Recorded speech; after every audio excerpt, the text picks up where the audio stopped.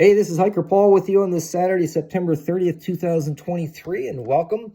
And on my last video in talking about being born again, I just kind of said, boy, I could turn this into a 7-part series. And I was realizing that actually it could be a lot more than 7 parts if we really delve into all the dynamics of this. But when I gave my list of verses about what happens when we become children, or when we become born again, there was actually 7 of them, and I didn't even realize that I just listed 7. So I thought I'd do a little mini-series on the different 7 attributes of being born again over the next 7 videos to include this one.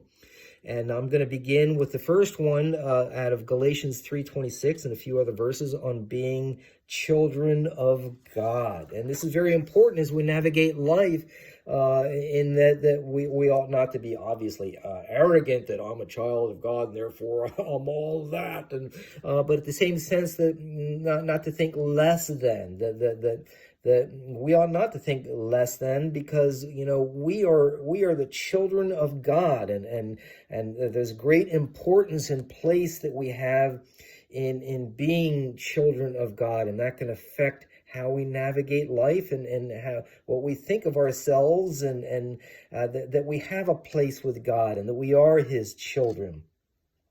Now, granted, for some it can be more difficult, and I just wanted to share that, like perhaps you had a father that was not loving. Maybe he was absent. Maybe he was there, but he was brutal, and it might be difficult for you to wrap your mind around a loving father. But I think that as we grow in our walk, that God can help you or I come to that place of realizing the love of the Father in our life and that we are His children.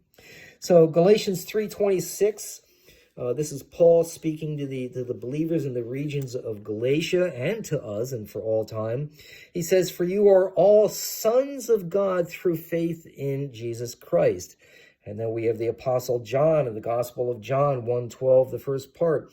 "But as many received him, to them he gave the right to become children of God." And then in Paul addressing the believers in the Church of Rome, and of course believers for all time. Romans 8:14-16. "For all who are being led by the Spirit of God, these are the sons of God.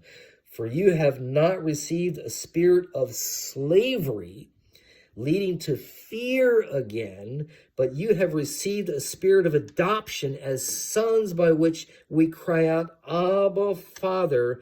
The Spirit Himself testifies with our spirit that we are children of God." So we have great privilege when we are born again, that we are children of God, and we can cry out, "Abba, Father," which would, as I understand, would be like saying daddy, a very loving, intimate relationship, that we have a father that we can call daddy, and that we have a place with God. We are His children, and that can affect our stance in life, and our standing in life, our stability in life, and our walk in life. So may we walk as born-again believers, indeed as we are children of God. Until next time.